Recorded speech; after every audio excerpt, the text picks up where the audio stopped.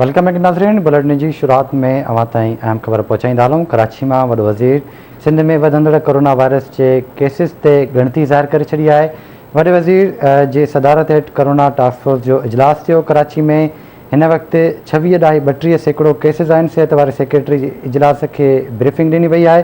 अव्हांखे ॿुधाईंदा रहूं त वॾे वज़ीर जे सर्विस ऐं औरंगी अस्पताल में टेंट लॻाए मरीज़नि लाइ इंतज़ाम करण जी हिदायत कई वई आहे। आगाह कयूं पिया कराची में वॾे वज़ीर सिंध में वधंदड़ कोरोना वायरस के केसिस ते गिणती जो इज़हार करे छॾियो आहे।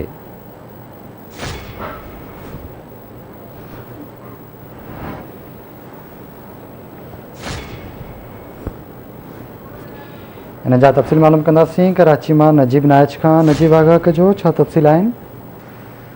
जी बिल्कुल, वॾे वज़ीर जी सदारत हेठि कोरोना बाबति टास्क फोर्स जो इजलास थियो आहे। इजलास में सूबाई वज़ीर नासिर हुसैन शाह, इकरामुल्लाह दारेजो, इन खां अलावा मुर्तज़ा वाब, कासिम सिंधो, chief secretary, IG Sindh additional chief secretary, उन खां अलावा सेक्रेटरी फाइनेंस, सेक्रेटरी स्कूल ऐं उन खां अलावा मुख़्तलिफ़ अस्पतालनि जा माहिर जेके डॉक्टर आहिनि, रेंजर्स ऐं कोर या अमलदार बि जेके आहिनि उहे इजलास में शरीक थिया आहिनि। उन खां अलावा सेक्रेटरी सिहत इजलास में ब्रीफिंग ॾिनी आहे, जंहिंमें ॿुधायो वियो आहे त सूरत तमामु घणी ख़राब थी वई आहे। ख़ासि तौर सिंध जे वॾनि शहरनि में इन ते वॾे वज़ीर जेको आहे सख़्तु तशवीश जो इज़हार कयो आहे ऐं वॾे वज़ीर चयो आहे त वधीक इन हवाले सां शिफ्टूं कयूं वञनि, छाकाणि त जेकी सूरत हाल आहे उहा तमामु ख़राब थी नज़र अचे पई। कराची में जेतिरा बि अस्पतालनि में जेके कोविड जे हवाले सां जेके वार्ड मुक़ररु आहिनि, उनमें जेके वेंटिलेटर रखियल आहिनि उहे सभई जेके आहिनि पुर थी चुका आहिनि। उन ते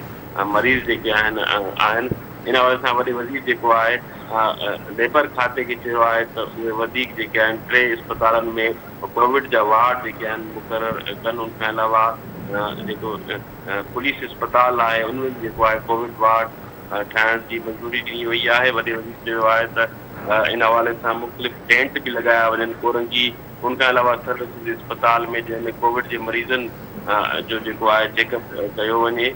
उन खां अलावा मुख़्तलिफ़ इलाइक़नि में बि वॾे वज़ीर कोविड जे हवाले सां जेके हेल्थ डिपार्टमेंट जूं सहूलियतूं आहिनि उहे वधाइण जो हुकुम ॾिनो आहे। वॾे वज़ीर चयो आहे त 6 बजे खां पोइ जेको आहे मुकमल तौरु पाबंदी लॻाई वञे, माण्हू गैर ज़रूरी तौरु जेको आहे घरनि सां न निकिरनि। वॾे वज़ीर चयो त मूंखे इतलाह आहिनि त ट्यूशन सेंटर ऐं शाम जो ख़ासि तौरु जेके सेंटर तालीमी हलनि था उहे जारी आहिनि, जंहिं ते सख़्तु एक्शन खयो वञे। उन खां अलावा हुन चयो त जेके बि मज़हबी इज्तिमा थियनि पिया उन्हनि में बि जेको आहे उन ते आलमनि सां ॻाल्हि ॿोल करे उते बि जेको आहे सुठी तहत जेको आहे अमल करायो वञे।